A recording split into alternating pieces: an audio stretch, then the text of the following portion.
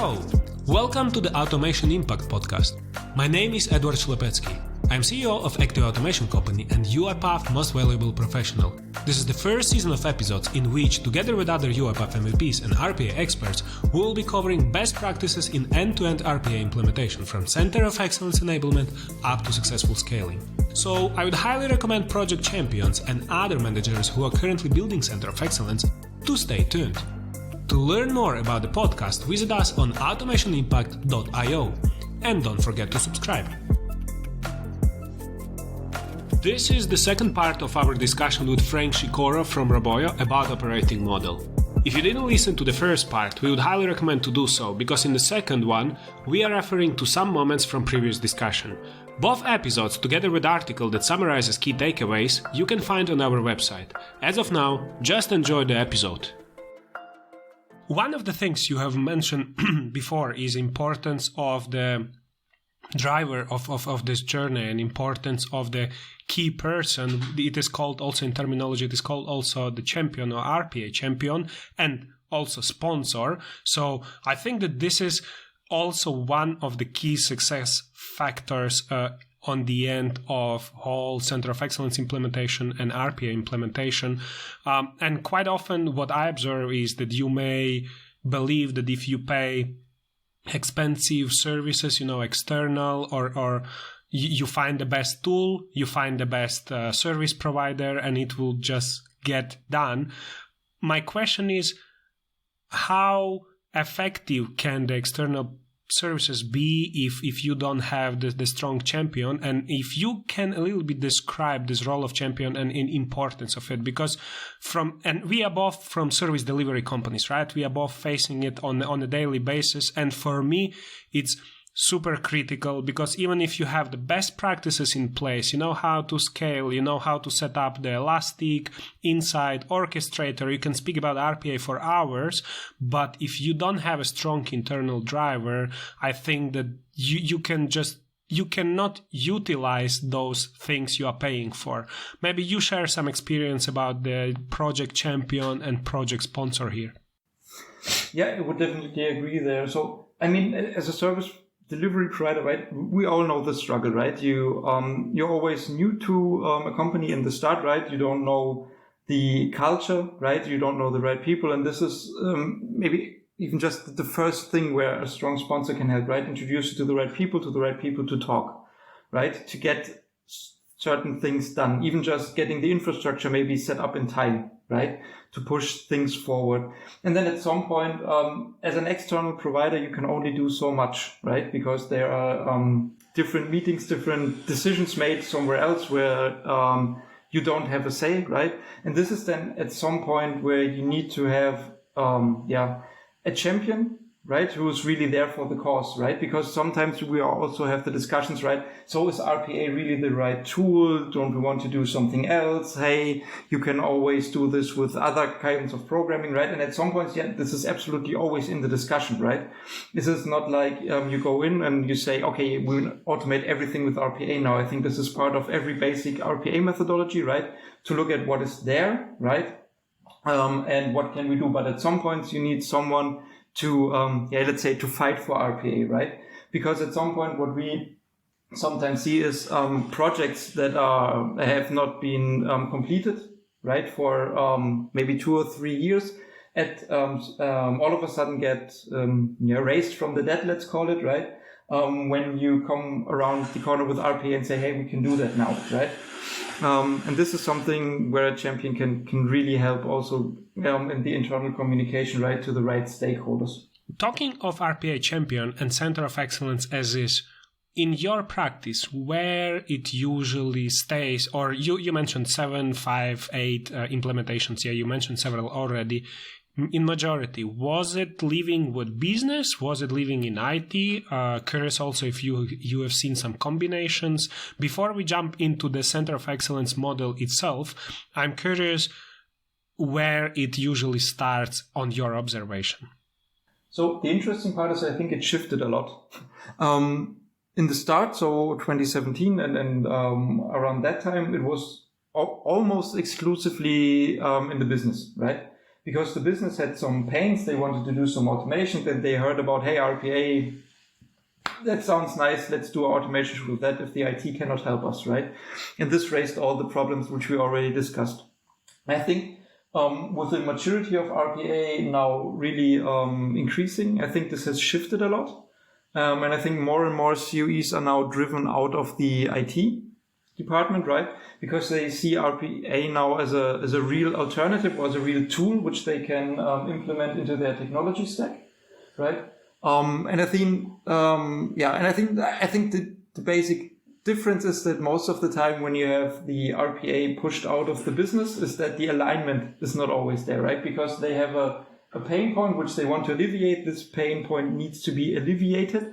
And only after that will they think about the alignment with the IT. And this is sometimes where we come in and, like we discussed before, then have the problems with no internal alignment, right?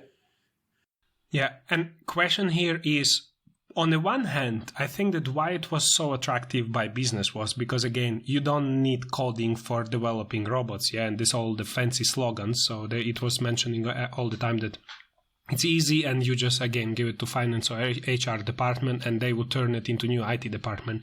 On the other hand, did you experience back in this older times the skepticism about the RPA itself? Because it is not that, like many developers, true hardcore developers of, I don't know, C#, Java, even worse, if we say worse in quotation mark, if we say about C, seeing this drag and drop fancy functionalities, it is not in quotation marks the true coding.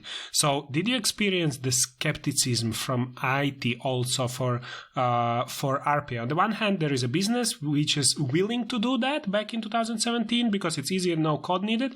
But on the other hand, why back in 2017 IT was not that engaged, and they are now, as you said, starting to believe more and more into it. So did you have similar experience there? Yeah, absolutely. I mean, I think we all face this, I don't know if it's a stigma, but right, where somebody stands before you and we're talking about RPA coding and then out comes the quotations mark with the scripting, right? Or whatever they want to call it. I don't think that's a huge problem because I think in the end it's correct. It is not like real full stack programming. That's correct. But I still think this is some of the misconceptions, right? Where it's also not really not coding, right? And this is why we see that it's quite important to have best practices, to have methodologies, and to have standards in place, right? Like with any normal programming language also, right? Because if you do not have those, you can also make a lot of mistakes in the RPA context.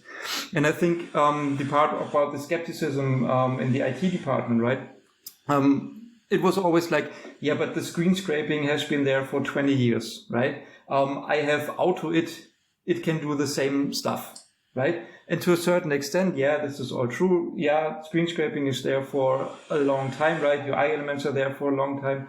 But I think the success of RPA is still a little bit different from that because, or now that we're seeing it, right? Because it has matured a lot and it's a lot more stable than before. I mean, to be honest, with AutoHotkey, I don't know if you're aware with that, you can do amazing things, right? But it's still something you code for yourself and it's not something you would use for an enterprise automation. And I think this is the true game changer now. Yeah, there were always tools, right? And if you really wanted to, you can create automations in COBOL. I don't know, right? Yeah, absolutely. And another thing is I would like to highlight is that you say that screen scraping was there for kind of 20 years or 10 years, so whatever number we put it there. But I think that it was there for IT. It was there for programmers, but it wasn't there for business. And I think that this was the driver of RPA, the same screen scraping and OCR and some other basic, because OCR is there also for ages already. This basic, if we put it in quotation mark, if we want, basic things got presented to business, and amazingly or surprisingly, business started to care about those things. They started to understand that operations, who were what was always about people, finance, what was always about people, HR, what was always about the people and execution, etc., they started to look at their processes and say, okay, besides people, I can do it more effective, I can do it. And their goal definitely wasn't just the headcount reduction, but it was more about seeing the benefits behind the quality, behind even this employee satisfaction, where you don't need to, do manual and repetitive stuff, just clicking from left to right, etc. So I think that the big driver and the big, I would say, boom was achieved still here by business, and we must give a credit to business that whenever RPA was sold to business, they pick it up. Yeah, they don't know how to code, and many things were screwed up. But I think that this was a necessary step to experience. Otherwise, I think that we would still be at the same level, that IT would perfectly know about the screen scraping and OCR and other things which are just not used. Yeah. No, I absolutely agree. And I mean, I think we now see a little bit the move back, right, with the whole citizen developer program initiative, however you want to call it, right? Yeah. Where we now shift the focus again a little bit back, right? And maybe with the Studio X, this is but it's a separate discussion, but right, giving back maybe even a little bit, more autonomy then again to the businesses, right? Let's see how that works out. Yeah, and back in the past, if now what you are speaking now is so-called mixed mode, where you bring this terminology. But before jumping into this mixed mode with the citizen developer, still comparing IT versus business in implementing Center of Excellence. And let's say that both successful. Yeah, let's not pick the samples when business starts and fails it, etc. But I think that we could observe successful Center of Excellence in both, right? And we have also in our practice, we have very successful implementation of RPA by business. What are the key differences whenever you implement it with IT and whenever you implement it with the business single, meaning that you don't have any combined, etc.? What are the differences? I think the biggest difference is just the main focus and the starting point, right? We talked about this briefly before, but for the business, it was about alleviating some sort of pain point, right, they had. So the main part or the main focus of the operating model was to make that happen by almost whatever means necessary, right? And this was also part of we wanted fast, right? So maybe some corners were cut there, which can later on be obviously be rectified. But this was sometimes more the business focus, the KPI focus, right? Turn on that one problem and try to solve it. When we're talking about the IT, I oftentimes see then a more holistic approach, right? We are talking beforehand about the governance, about the support model, right? More on the technical side, right? And then see how it can be delivered, if at all, to the businesses, right? So to speak, not at all, but right. There's oftentimes a more measured approach, let's call it, right? Yeah, so if to highlight the main difference, the first ones, they were like getting it for any price and just willing and pushing to implement it, where the others more conservative and more scientific approach when you consider all the consent pros, infrastructure, documentation, and many other I would put in quotation mark also bureaucracy to forecast upfront if it can work or not, where both can end up great as well as both can end up so-so, I would say. Good. And then speaking about mixed mode, again, this is the thing which I think more comes from your perspective. I would be curious to hear more about this, when what we described so far was more previous years, when we had to decide actually if it is with business, if it is with IT, centralized, decentralized, etc. But there is new term which is this mixed mode. Maybe you speak a little bit about this. What do you mean by that, and how do you see it? Absolutely, yeah. So we can call it hybrid, we can call it mixed mode. The important part about it, it's more or less a federated model, right? Where we then can still decide and shift if we want to have the COE, right, as a strong central governance, right? The COE in the end owns the end-to-end intelligent automation, right? But we have citizen developers that are developing within the businesses, but in the confines of the central governance in the end, right? And one important part when we're talking about this kind of the hybrid model is that the definition and discovery is located in the businesses themselves. So the business can drive the automation, right? And in the end, the COE or decentralized component, let's call it, right, would provide the methodology, would provide the governance and the best practices and the other stuff. And then also to some extent, this is something that we're doing right now with the client, right? Doing the quality assurance checks, right? And the other part would be when we're talking about the hybrid mode, or that's why it's called mixed to hybrid mode, because this is a little bit more fluent in the concept, right? Where you say the COE only provides the platform, it provides a shared knowledge base, right? And then also provides something, let's call it consultancy, right? In the broadest part. Sorry. But the end-to-end life cycle of the automations is in this case then owned by the businesses themselves, right? So this is not a completely federated model, right? Where every business has like their own RPA initiative, but it's more on the federated side. And I think the good part about this hybrid model is this is more true, I think, to most of the organizations than a truly centralized or a completely decentralized approach. Yeah. And I think that we are already one leg there in this question. We are to speak about models. Before we jump there, I have one last question, which is still around this Center of Excellence in IT and Center of Excellence in Business. In case it is in business or it is in IT, does the operating model deviates depending on this factor, and or it would be the same? And if it deviates, my assumption would be that this deviation should be minimal, but I'm curious about your approach here. So if you are tomorrow to hear the voice of customer, and besides your perception of this mixed mode, which as I understand is one of the preferred and the best practices as of now, if you clearly heard the voice of customer that we are going to implement it in IT, or we are clearly going to implement it in a business, period, would your operating model deviate based on that? Short answer, no. Longer answer, no, it is still no, but no, it should not, because in the end, right, an operating model is in the end a set of rules, best practices, and a methodology, which is true and does not depend on where it's located, right?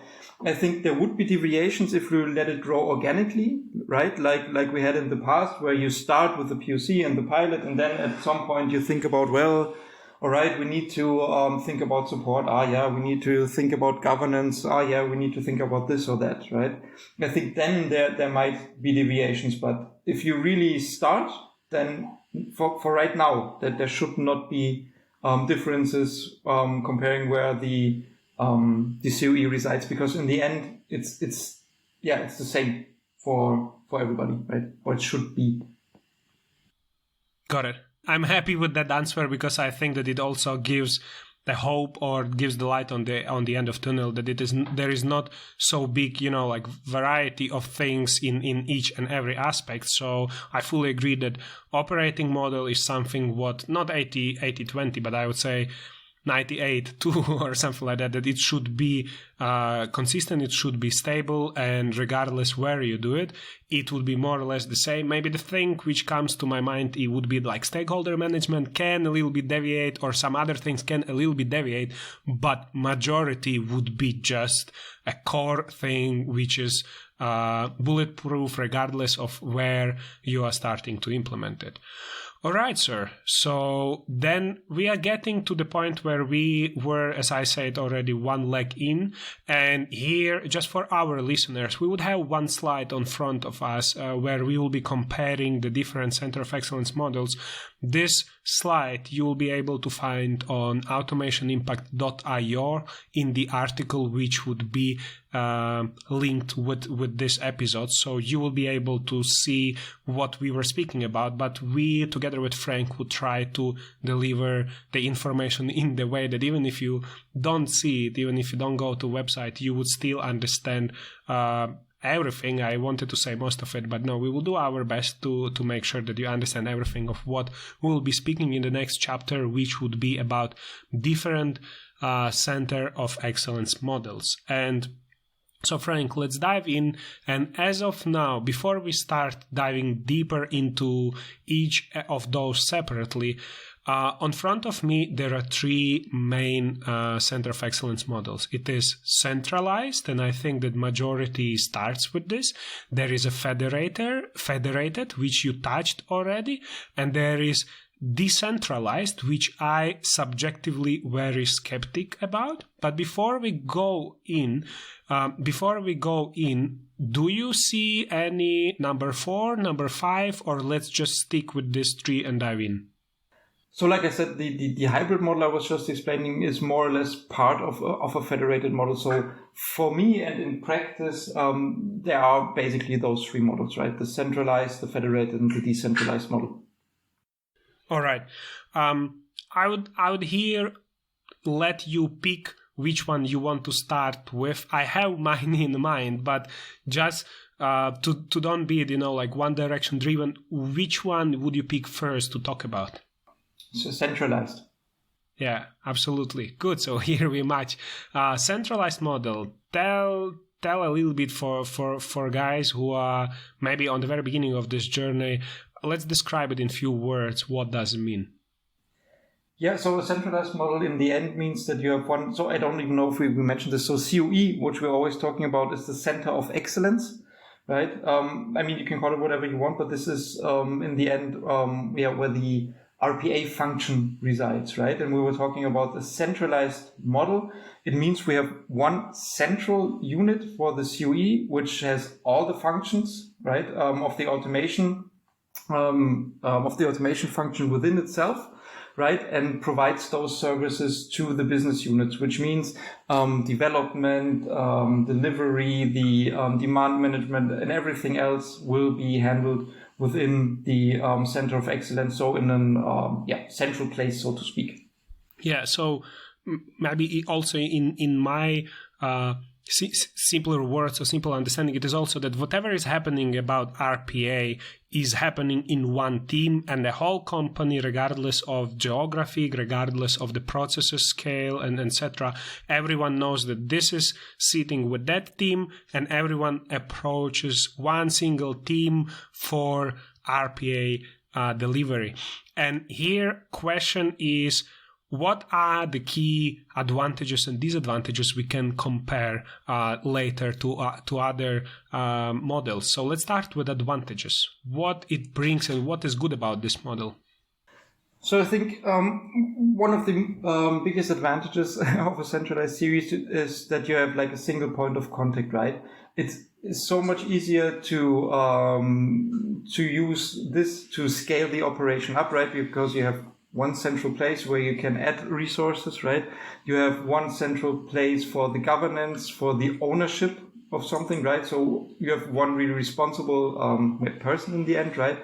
You can have these standardized process. We have talked about this, right? You can have one methodology which you provide. You have one delivery method. And this makes for consistent RPA solutions, right? And I think the consistency is a major part of what makes RPA successful, right?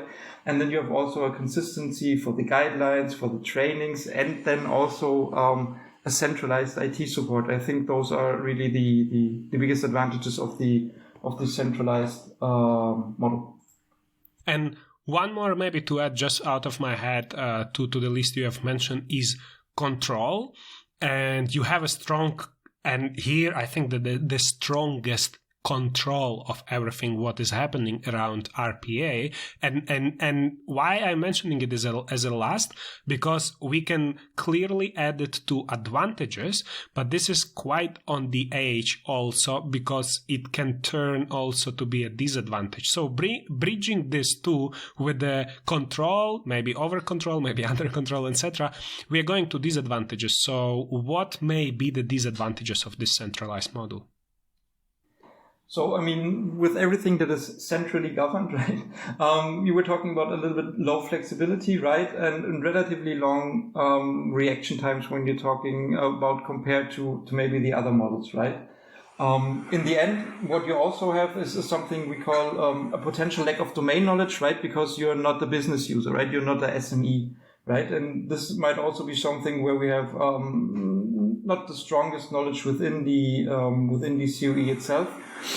Other disadvantages are something we might still talk about later on, right? The automation prioritization challenges, right? Where you have to say, okay, what is my capacity within the central COE, right? And what can I automate in a given time, right? And then how do I actually put a priority on that?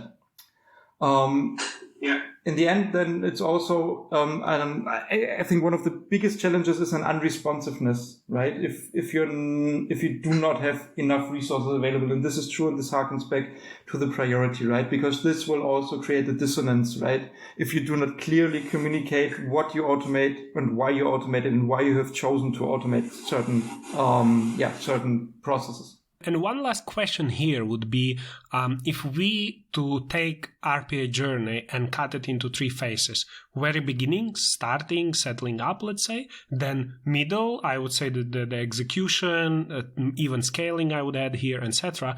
And this part of already high maturity and ending it as a actively growing organism and then switching more into just a maintenance and slowing down all the processes. So if we are to cut it into 3 pieces, starting, middle, or like just a main life cycle and then ending, is this model applicable for all 3? I'm not now asking if it is the best, but if it is applicable and if you can leave all 3 phases, if you are a conservative company without, again, willing to go later federated or decentralized, is it the model with which you can survive all 3 phases?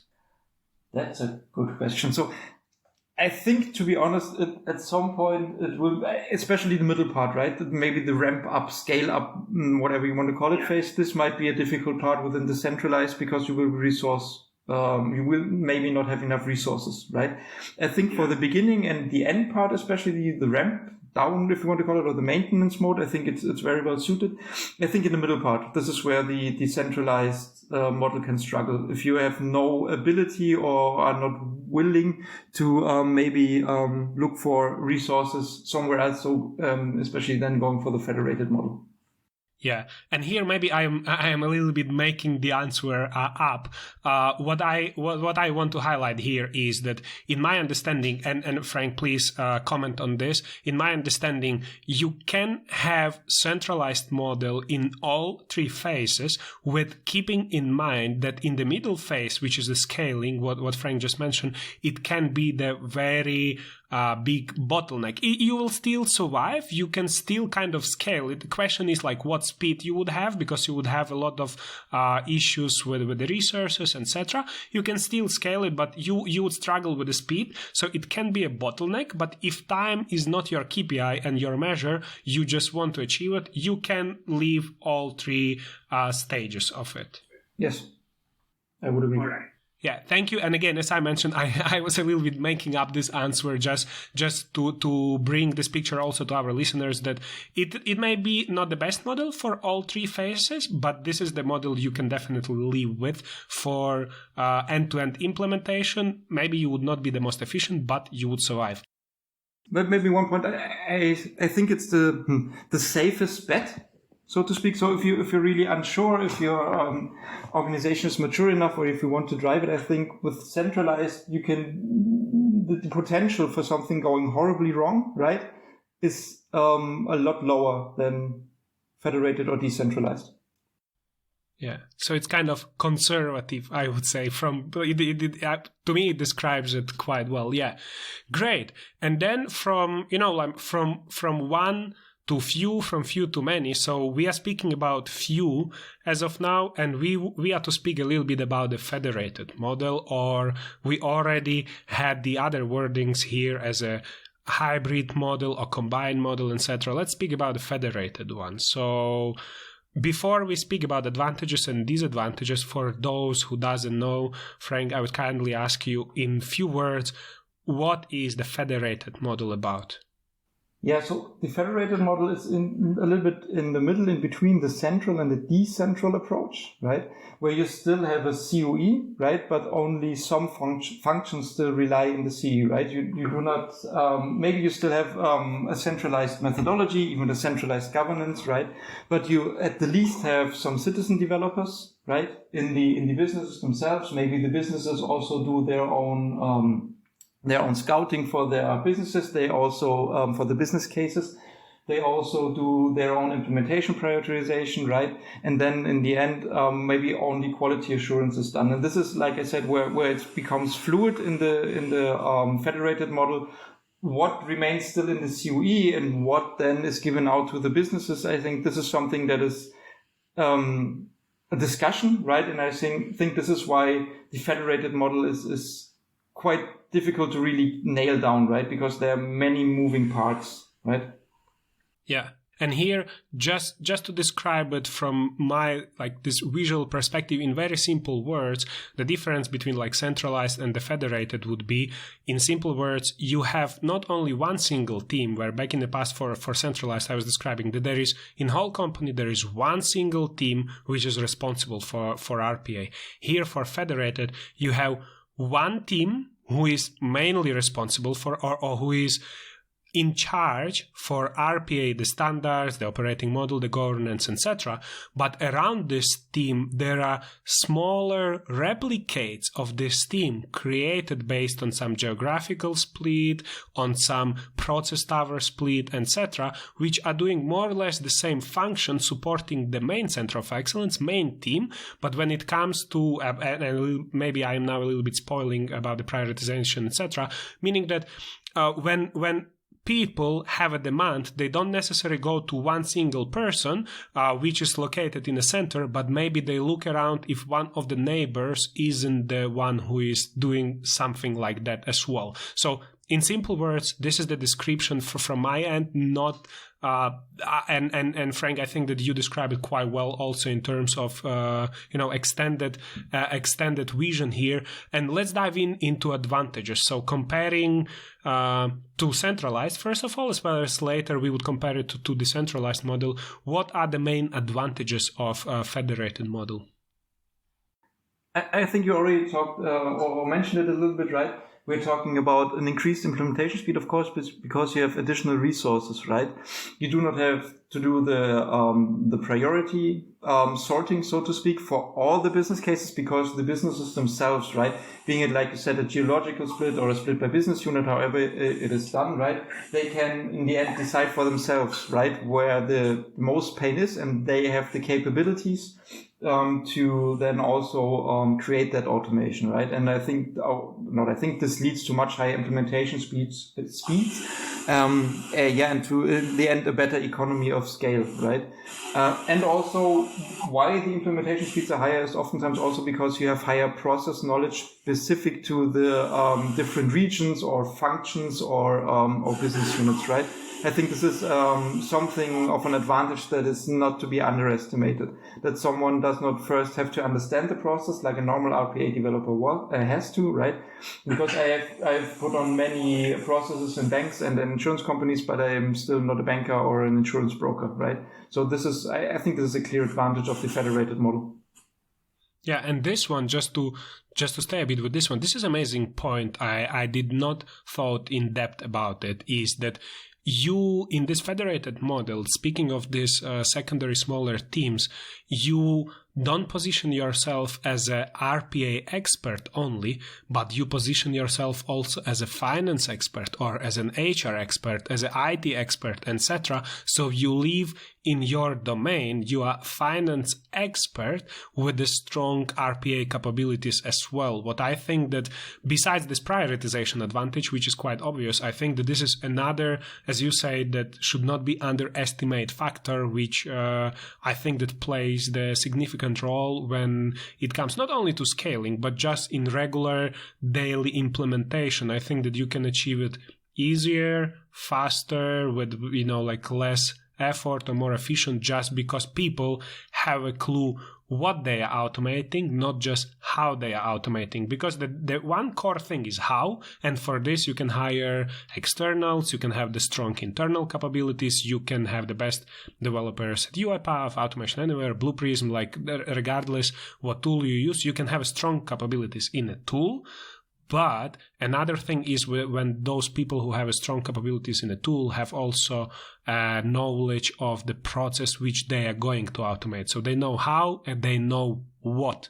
What is the strong addition here? Good.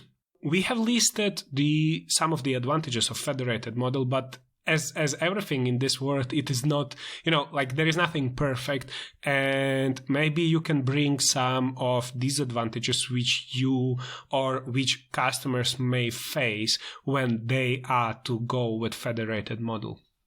I think for the federated model, the thing is, we talked about the strong governance from the central COE. And I still believe this is something you need in the federated model because, like we said, you have subject matter experts, but they are RPA beginners, right? And you need to have a clear model for them, right? Templates and all that stuff in order to really onboard them. Because if you do not do that, you have the potential for a real discrepancy in the implementation approach and also in the knowledge, right?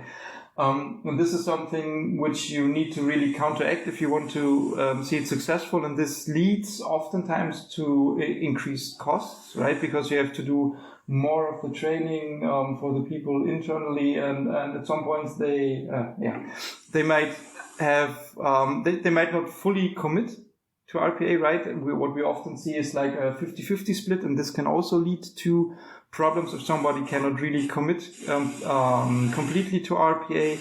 And then also when you do not have the strong governance in place, you have the potential, right, to an incoherence in the process methodologies, which means how to prioritize and how to shape in the end the processes themselves or the automations themselves. Hey there, are you enjoying this episode? If so, I have one kind request to you. Please share this episode with at least one person who it may be relevant to. This would help a lot in podcast development. Thank you. Yeah, there might be many people who have the capabilities of RPA and know how to do it, etc. But since it's just additional role or it is not the main priority, they know how, they know what, but actually since it's not main thing on the table, it is also sometimes postponed, not the highest prioritized, etc. Besides, of course, the central team. Yeah, and in the end, most of the time, the skills then really lack. I mean, everybody can understand this, right? You do the training, right? And maybe do your first process, and that's fine, right? It's a good process, it's running. And then because maybe you have other work to do then, right? And you don't do anything RPA related for a month, let's say, right? Yeah. And then you have to start again, right? Maybe the version even changed or something like this. This is what I mean when I talk about the more... the central governance in the federated model, right? You need to make sure that people stay on board with what is actually happening, even if they are not fully committed to the RPA role. And I think this is one of the main disadvantages. And when we're talking about the decentralized model later on, I think this is where this really comes to fruition then. And the thing, the answer which I made up a little bit before for centralized model, I would try to ask you again for the federated, and I'm, I'm ready to make it up again, but this is just a great experience exchange here. I'm really curious about your opinion. Again, we cut our RPA journey into 3 phases, starting, middle, and ending. How federated model fits into all 3 phases? So for me, starting with a federated model is quite a leap, right? To be honest, and this really needs, in my mind, a strong effort of everybody and a commitment of everybody to really work out methodologies, best practices, to adhere to them, and also to train everybody up to the same level and commit everybody to the RPA course, let's say, right? In the middle, we talked about it, right? So for one, you can maybe use the additional resources, right, to better scale up. But also if you did the start right and correctly, this should work out pretty smoothly. So I think for the middle, it's good because also the RPA, the operating model maturity should have grown by then to really support this federated model.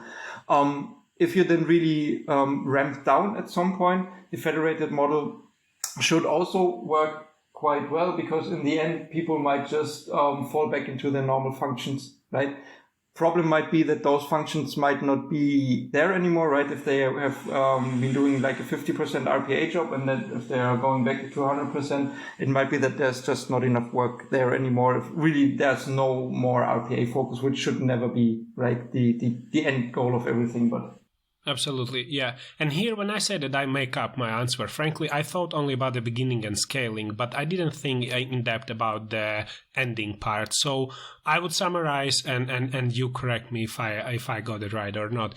In my understanding, it is still recommended probably to start with centralized to avoid the overhead, and you would still start with federated. It would be okay, but I think that with much more extra effort, and I would even clearly say that overhead. You may have a lot of overhead if you are starting with a federated model, so better start with centralized.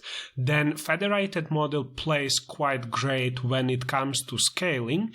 And if we are to speak about ending, it would work, as you say, but the thing is that maybe on the end you made up with too many, you may end up with too many resources which are RPA capable, but they are not needed anymore because there is not that much work. So it depends on organization, but maybe if here in the key of speaking about the federated model, and we didn't yet touch the centralized one, if we had just to combine these two together, my understanding is that start with centralized, definitely, it's not like that much discussable, go with federated to scale, and then talking of ending, it is more depending of other organization parameters, etc. But it is worth definitely considering shrinking it back down to centralized, or you can still go with federated. You just need to keep in mind that sooner or later your pipeline will run out, and then if you have the positions for those people afterwards, you have a great, well-capable people which can do some other stuff, but otherwise you may have a concern of having too many skilled people but not knowing what to do with them. Yeah, I mean, in the end, let's be honest here, right? We're seeing it more and more now that those pure RPA cases, right, where you have like an Excel file that needs to be input somewhere, those are getting more and more scarce, right? And also this is not like the goal of everything, right? I think the technology, RPA will get, I think programming RPA will be a commodity at some point, right? I really believe that. But I still think that when we're talking about center of excellence and the rest of the automation journey, I think many other technologies will come in. And I think this is then again where a centralized model might fare better, right? Because you need other domain knowledge again, right? When we're talking about domain knowledge, which is good for in the federated model for RPA, right? When we're talking about the other domain knowledge, when we're talking about BPM platforms, intelligent OCR platforms to really push through this end-to-end automation, this might also be something where a federated model can struggle because, RPA you can learn. I doubt that someone has the time to, learn something like Visagi, Camunda, or Abby or whatever you have there in the other spaces, right? Just on like a 50% model in this federated part. So maybe here, what I understand is that central main center of excellence in this federated model, that the bigger circle is the one who is responsible for competence and bringing new technologies in, etc., where smaller center of excellences would be more for execution, then later taking those standards from main center of excellence. And even if the small center of excellence brings some standards and brings some new things in, it would still be spread to others through the central one when it is directly communicated, and main center of excellence does the bigger research and then standardize it, shape it properly, and give to all the other executors here, which are smaller center of excellence, right? Yep. All right, sir. We are getting to the third model, and I would be very subjective here and probably kind of negative. I have no clue where this model fits. if we are to describe this question, which I was making up in previous two cases, like beginning, middle, and the end, I don't know where decentralized model fits here. In my opinion, nowhere. And my opinion is that this is a little bit chaotic, but this is very subjective, and I'm sure that it has advantages, and I'm sure that, and I would be happy to meet person. Maybe if you meet me on some conference or some meetup or whatever, please come talk to me and say, hey, Eduard, we are the guys who implemented the centralized model and you were wrong here and there. I would be super happy. I would shake your hand and I would ask you many questions about this, but I'm super skeptical about this thing, decentralized model. I'm curious, Frank, about your experience about this, and maybe we start again following our model. We start with short description what this decentralized model means, and then we would speak about advantages, which I can't speak about this here, but again, I'm too negative here. And another thing is the disadvantages, which I can also record the separate episode about, just speaking about the disadvantages of decentralized model. But I'm now by purpose a little bit over making it. Please, decentralized model, what it is. No, I would agree with everything you said. No, so in the end, decentralized model for me is everybody does what they want and don't care about what everybody else is doing. So in the end, when we talked about the federated model, right, being it a little bit centralized governed, and then you have some functions cut out. In the decentralized model, in the end, every business unit has an RPA initiative for themselves, right? Manages it themselves and is responsible for the best practices, the scaling and everything else. Yeah, but nevertheless, we have this fancy slide in front of me, and I believe you have it also. There are some advantages listed, so maybe let's speak a little bit about those. So what are those made up, subjective, completely wrong advantages which they write there, and again, overdoing that. So what are the advantages of this model?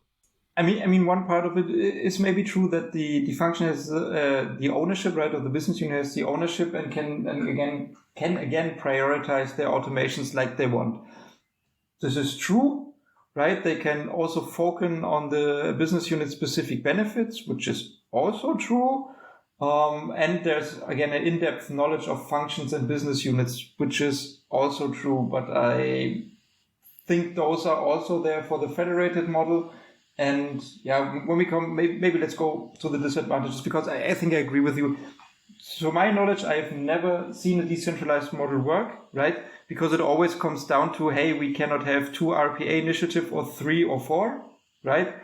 Someone needs to have the lead, and who is it now? And then the war begins, and this is never a good thing, right? Yeah. Before we jump to disadvantages, what is just the main part of this decentralized model, I forgot to also describe it in simple words as I did for the previous two for our listeners. So what it means is that every single, or not every single team, but there are separate teams, like there might be something in finance, there might be something in HR, etc. And each of those teams or process towers, or however you call it, it may be geographic split, it may be process tower and geographic split both combined. You can add some another crazy separator there. Point is that every team may have their own RPA initiative. They may even work with different tools. They may have a separate infrastructure, different standards, different best practices. They may compete or not compete, etc. But clearly and shortly describing it, as Frank mentioned, everyone does what they want. What brings this, in quotation mark, the advantage that they can prioritize internally. So if finance team decides that, okay, we now need to speed up a little bit, we skip some standards, etc., there would not be governance on top of it saying, you should not do it, etc. You just do whatever you want. So this is the quick description of it, and very natural part for this model is, and we are getting there, is disadvantages. So what do you see as the disadvantages of this model? So I like this difficulty scaling at the enterprise. To be honest, I would say it's impossible to scale at an enterprise level, because there is no enterprise level, because you are looking as far as your maybe business unit or maybe even smaller. I almost forgot about what you mentioned just now, right? The different tools. This is also something, I think this is so huge. When you have multiple RPA vendors, this gets nuts, right? Because then you have to, in the end, look at when you centralize, then again, maybe, right? Because you want to have one initiative, then you need to think about how to convert or go to the other tool, right? Which you then have as a central RPA tool, right? Then higher investment due to duplication of resources and infrastructure, which is a given, which is a huge disadvantage, right? I mean, just think about you having 3 or 4 orchestrators which are separately licensed. This is absolutely nuts. And then risk of inconsistency in RPA solutions is again nicely told. There will be inconsistencies in the RPA solutions, and huge ones. Yeah. Considering also time, I think that we move to the next topic, but actually this list can continue. Very last thing, as we did for previous 2 models, if we are to cut this process into 3 pieces, beginning, middle, and the end, where the centralized model would fit? I mean, maybe in the beginning, somehow. I think you cannot scale it, and I think in the ramp down it's even worse. So maybe if you're not sure where to start, if you're not sure if you want to have an RPA initiative, and if you say let a test balloon fly, right, and then try it with different vendors to get a competition out of the different business units to see who comes out on top or something like this, maybe. Then, but otherwise, so to be honest, I would have to ask my colleagues if anybody ever saw a successful decentralized model, but I did not. All right. Same here. And I think that talking of start, okay, if you are to start with this model, it is a great thing to start with if you want to experience RPA, if you want to experience different ways of how to approach RPA and to taste it, kind of. So this is for you as a company if you want to taste it but never implement it and never scale it. So and maybe the last one, if you want to prove it doesn't work. So this is truly for you to start with and fight for this model. But again, here we end up this section with very subjective and very very negative from my point, and also Frank. I think that here we are similar. We have similar opinion. But if you are listening to this episode and you have different experience, me just personally, I'm super curious about this topic. On automationimpact.io, we also have a contact form. Get in touch. I would give you a call. We can chat about this, but I'm very curious if you have seen successful decentralized model. We probably can make a separate episode with you because I'm very curious about this one. So this is the only message I would leave to our audience. And to summarize this 3 and to take the journey, I think that we are shaping a little bit the best view on this in terms of like how it can look like. From my perspective, again, we are sharing subjective experience, and this is the beauty of all the previous and upcoming episodes here, that this is just a subjective experience of people who did it for some time already. My subjective point of view is that you should start centralized, shape your operating model, shape your standards, documentation, stakeholder management, RACI matrix, yes, so responsibilities and accountability, etc. And then when you are confident that this is in good shape, you start with this, you test it in a practice, and then go for federated for scaling, and with still keeping the strong control in this centralized model, meaning that make sure that all the standards, all the know-how are well delivered and well spread between the other COEs, etc. And go with federated when you are ready to scale, and then it is up to you, but still it is definitely worth asking when scaling phase is coming closer to the end if you are to switch back to centralized or keep federated. It depends a little bit on company specifics, but you would do nothing wrong if you would again start slowly switching back to centralized. So this is my impression out of this discussion. Frank, I'm not sure if you have anything to add here. I would agree. I think what you can do, right, when we're talking about this strategy and vision, right, if you really want to let's say start big, right? I think we're now in a place in the maturity of RPA where we could even say, let's start with a federated model, right? We have enough experience now with how to onboard citizen developers, right?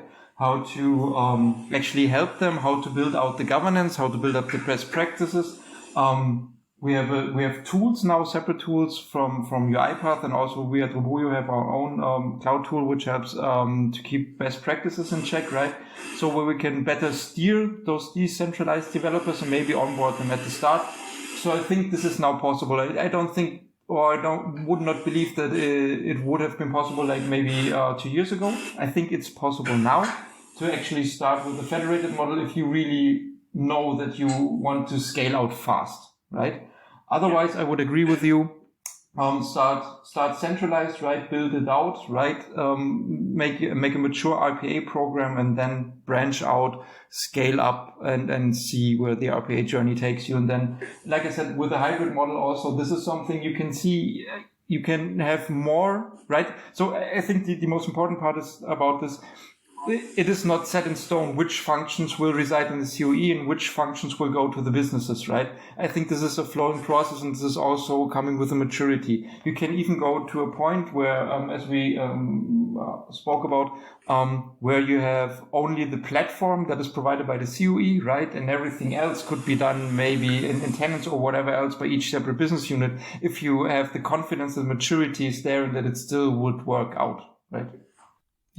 Yeah, fully agree, and I like this perception that you can actually nowadays with the capabilities of the tools and also capabilities and maturity of services as well, maturity of people and knowledge, because it also grows significantly since 17 or 14, 15, whatever we call.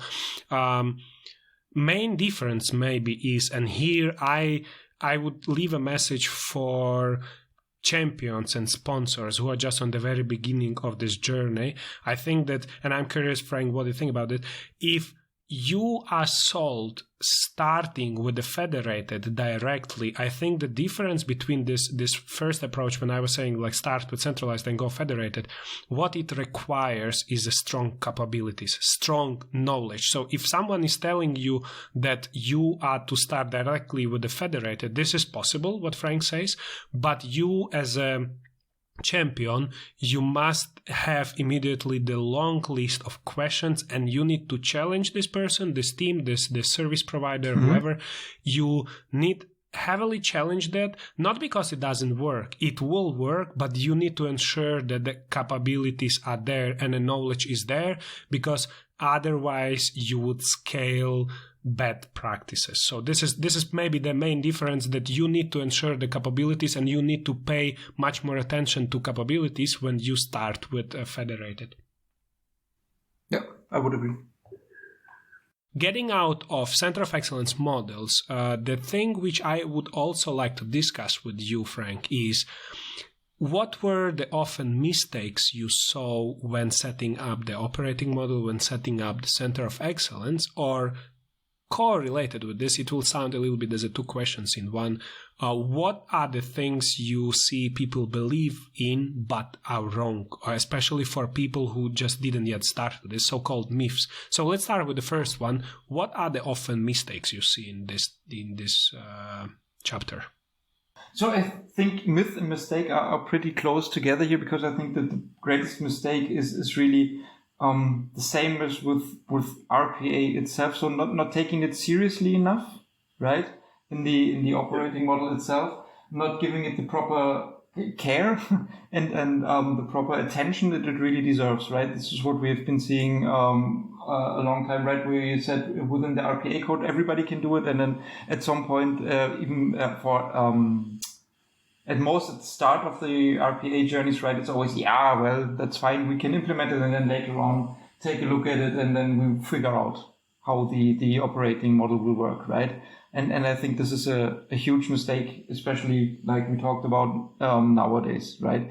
Where you have all that knowledge, right? And then just not giving it the proper thought, being it out of, I don't want to waste the time, right? Or I don't want to have the overhead. I want to have my RPA automation implemented now.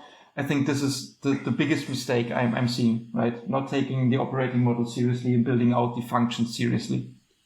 All right. Good. And then the other topic which I wanted to discuss with you is we are now in so-called new normal, and we are experiencing in my life for the first time, probably in your life as well, the times which are currently the times which we have currently, with this coronavirus situation. I'm curious, there are several aspects where even RPA delivery end-to-end journey, it will be affected. But talking of operating model, is there anything what is affected by this situation? Anything you would reshape, you would review, you would change the approach, etc.? How COVID topic is changing the way you would set up the operating model in the company? To be honest, I think this is something you mentioned before, right? If your operating model is set up well, nothing should really change, right? Because everything should have its place, that there should be still communications in place, right? In case something happens, in case updates happen, because the world, especially in IT, is not standing still, right? And I think the main advantages of an operating model is that you are not just reacting to something, right? But you're in the loop, right? So I think with a good operating model that is in place, there should not be too much that needs to be changed in terms of the COVID pandemic, right? Because there should still be functions. I mean, one thing might be that you're still personal staffed, right? Or there's just the meetings you cannot hold remotely, but this should work now for almost everybody, right? So I don't see any too huge negative impact. I mean, there might be something about SMEs not having the time, right, when we're talking about the pipeline management and all that stuff, but this is also something part of the operating model where you should have an automation pipeline which is filled more or less, right? But it might still be something that can have an impact, right? If there's just not enough people working, maybe some people were laid off, and the rest is there for handling the day-to-day operations. Yeah, absolutely. And maybe one thing which it could affect is, and it is not in operating model of RPA, but maybe operating model of the company, you may start considering RPA as a one of preventive actions when it comes to BCP, when it comes to business contingency. So you would not look on RPA as a, saving generator or even quality improvement, what is obviously there. But I think that RPA, if we step out of operating model of RPA itself, but we look on operating model of the company, I think that RPA would gain the bigger share in BCP area of the company as well, to actually prevent some of the or save and support the company in the times as we have nowadays. So this is one of the things that comes to my mind. That's true. That's absolutely correct. We have some health insurance customers, and we did exactly that for a number of them in process, which are directly linked to COVID, where people can ask questions or get some quotes. Right, and this is a one-off process, like you mentioned, but there are just so many people who are asking those, right, that it just cannot be done in manual labor, right, and there are no systems in place for that, and this is something that can be quite handily done with RPA. Yeah, absolutely correct. All right, sir. So the next, and this is the one before last one, is I used to say and used to ask my guests about the topic we are speaking about, what would be the next generation of it. And usually it is the topic 2.0, yes? So we have development standards 2.0 or people awareness 2.0. I think that from 2017 till today, we already have operating model 2.0 in many places. So my question to you would be, what is the operating model 3.0? What is the future of it, and where it can change on a human level, on a technical level, how it can evolve even more to be, what is the operating model 3.0? Yeah, so I think we also talked a little bit about this beforehand, right? So on a technological level, I think the biggest impact will be the end-to-end automation, right?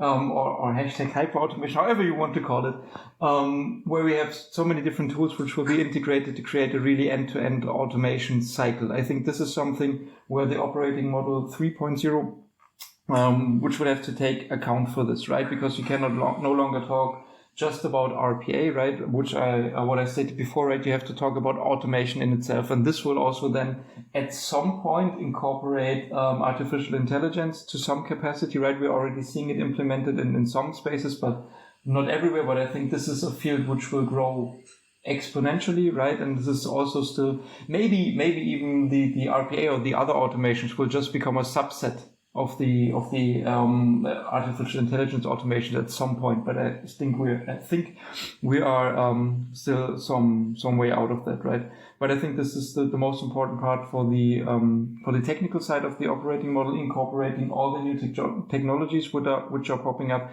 to really drive forward the automation. This is also maybe process mining and all the other stuff that is out there at the moment, to really get a better understanding of what to automate and how to automate it